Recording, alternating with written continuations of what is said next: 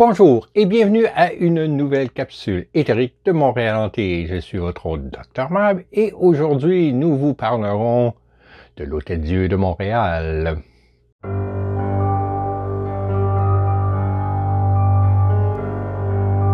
Avec ses centaines de cas de fantômes répertoriés, Montréal mérite amplement sa réputation de ville la plus hantée du Canada, sinon d'Amérique du Nord. Et la mission de Montréal Hanté est de vous les faire connaître par nos capsules chaque 2 samedis, par des promenades thématiques, une tournée débat et des enquêtes sur les phénomènes paranormaux de Montréal et de la région.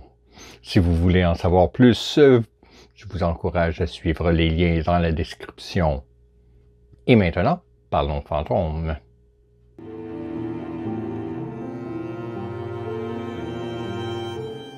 L'Hôtel-Dieu de Montréal est un des hôpitaux les plus anciens et les plus hantés d'Amérique du Nord. Fondé en 1642 par Jeanne Mance, il a connu de nombreuses incarnations au cours des siècles et existe toujours aujourd'hui. La fondation de cet hôpital tire son origine d'un message divin qu'aurait reçu Jérôme Le Royer de la Dauversière. Nous avons d'ailleurs parlé de ce personnage lors de notre capsule sur le fort du Mont-Royal. Entre autres choses, Le Royer a établi l'ordre des religieuses hospitalières de Saint-Joseph afin de fonder l'hôpital de l'Hôtel-Dieu. Et il a placé Jeanne Mance en charge du projet. Il est important de noter que les colons catholiques étaient terrifiés par le diable et ses sbires maléfiques.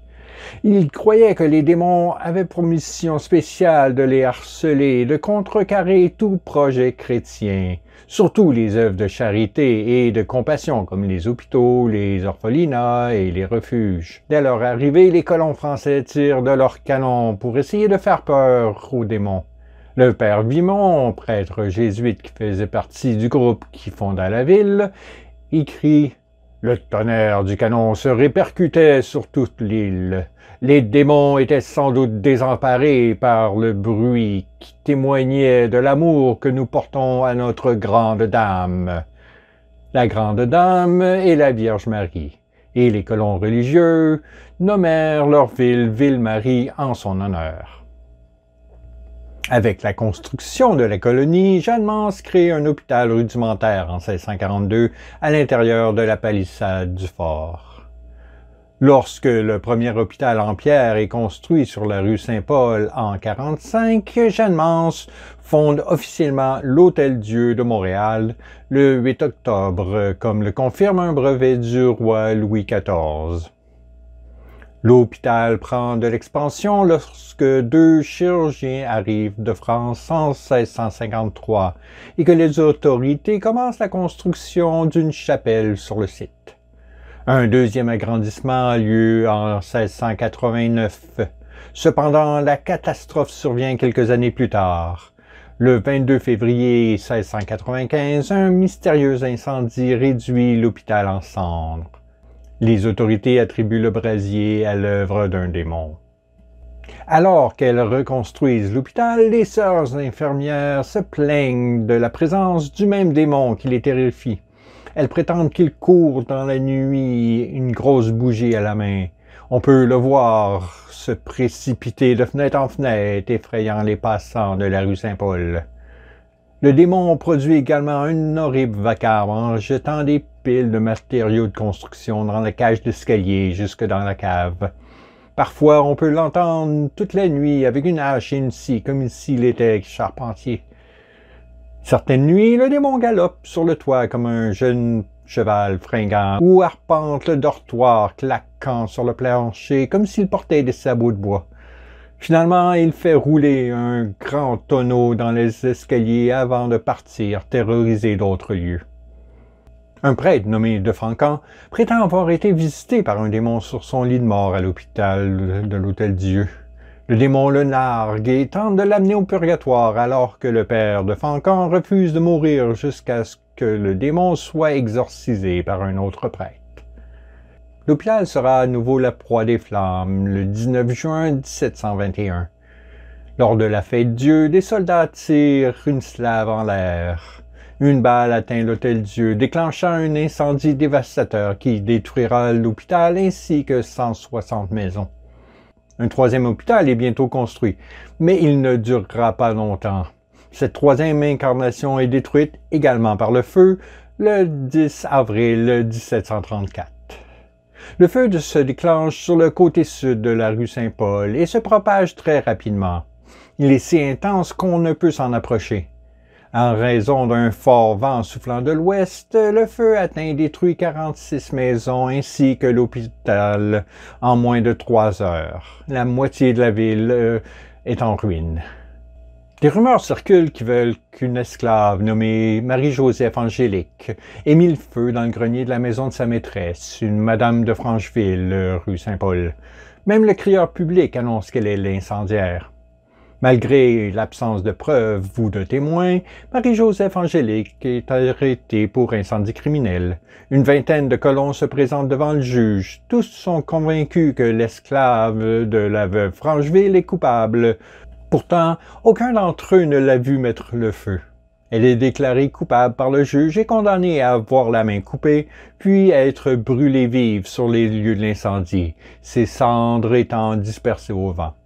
Cependant, toutes les peines de mort en Nouvelle-France sont automatiquement portées en appel auprès du gouverneur à Québec.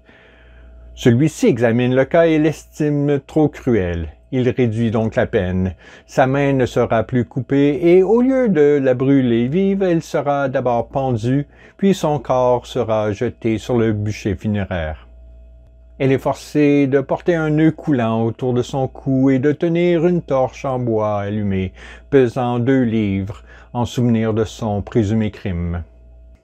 Arrivée à l'endroit où se trouvait la maison de Madame Francheville, Marie-Joseph Angélique grimpe sur un échafaud sur lequel se trouvent des piles de bois de chauffage.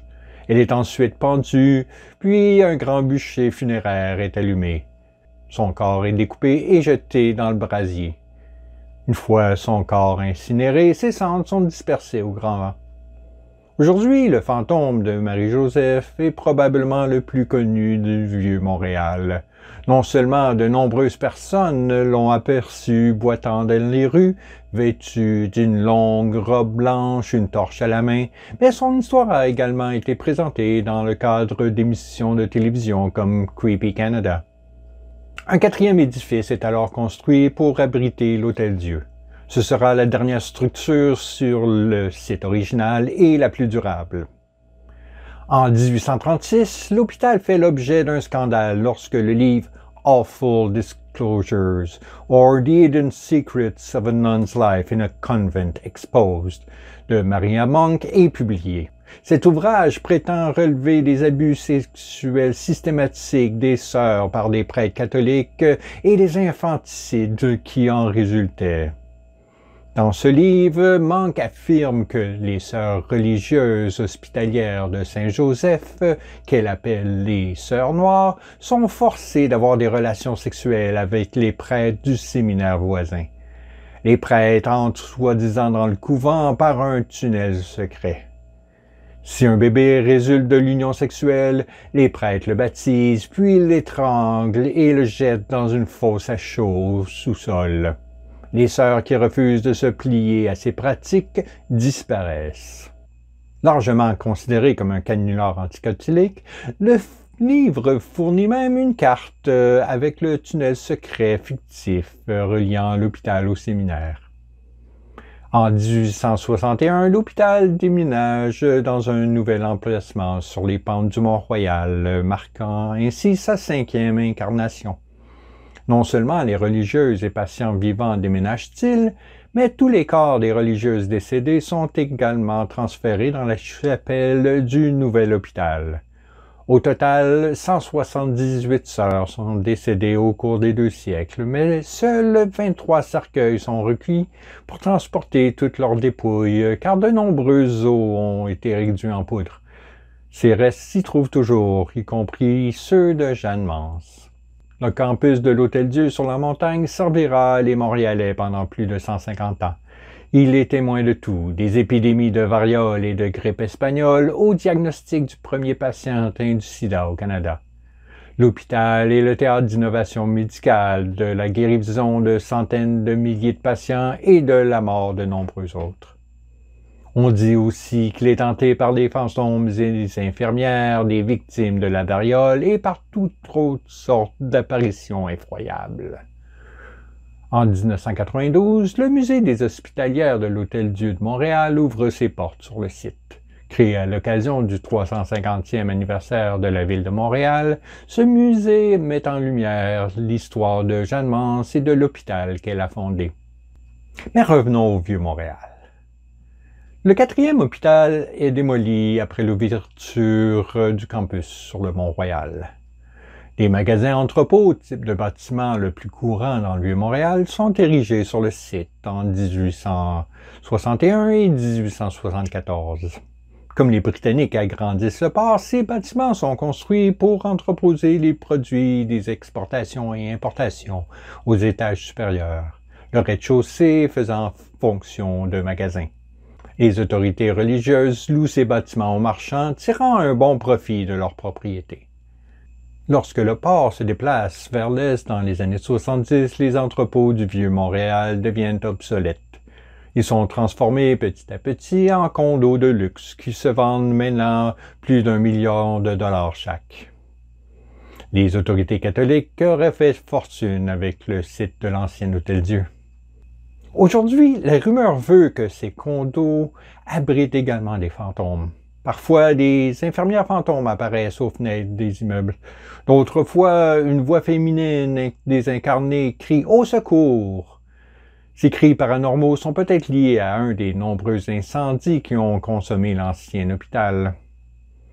L'Hôtel-Dieu, quant à lui, a quitté son site du Mont-Royal en septembre 2017 pour s'installer dans le super hôpital du CHUM en même temps que plusieurs autres établissements. Mais une question demeure, les fantômes et les démons ont-ils suivi l'hôpital dans ses déplacements? Bien que la direction de l'hôpital nie que son nouvel emplacement fasse l'objet d'une quelconque activité paranormale, Montréal Hanté a été contacté par un homme qui se remettait d'une crise cardiaque en octobre 2019 au CHUM.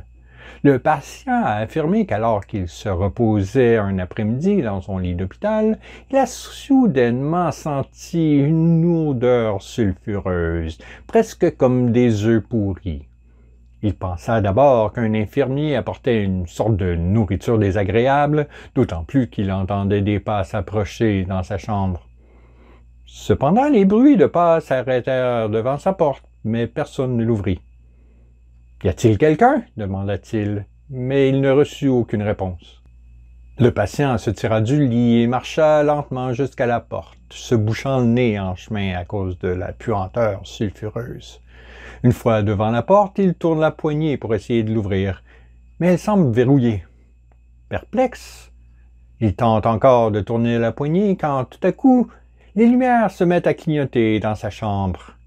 Il entend alors ce qui se ressemble à un rire démoniaque, qui commence lentement par un ricanement détraqué et se transforme rapidement en caquetage rugissant à gorge déployée. L'homme boitille jusqu'à son lit aussi vite qu'il le peut et appuie sur la sonnette pour appeler une infirmière. Les rires et l'odeur de souffle sont de plus en plus présents et l'homme s'effondre dans son lit terrorisé. Lorsqu'il se réveille, il est entouré d'infirmières et la puanteur et les rires n'y sont plus. Le personnel médical l'informe qu'il a eu un infarctus mineur. Le patient supposa qu'il avait rêvé ou halluciné à cause du cocktail de médicaments qu'il prenait et ne mentionna pas son expérience au personnel hospitalier. En effet, ce n'est que quelques jours plus tard qu'il s'est confié à Montréal Hanté. Étant donné la longue association de l'Hôtel-Dieu avec les démons et autres esprits, il est possible que l'emplacement du CHUM soit en effet hanté.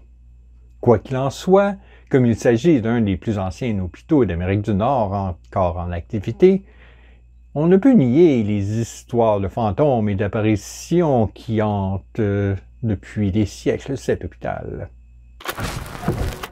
Ce n'est pas surprenant avec le nombre de morts qu'ils connaissent que les hôpitaux puissent avoir des fantômes qui rôdent dans leur corridor.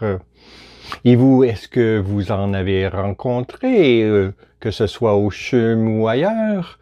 Si c'est le cas, n'hésitez pas à nous en faire part dans les commentaires. N'hésitez pas non plus à aimer la vidéo, vous abonner et activer les notifications pour ne manquer aucune de nos capsules. Je vous encourage aussi à aller dans nos promenades thématiques. Ce soir, si vous êtes à Montréal, nous serons à la promenade du Vieux-Montréal. D'ici notre prochaine rencontre, je vous souhaite un bon 2 semaines et gardez l'œil ouvert. On ne sait pas qu'est-ce qui rôde à Montréal.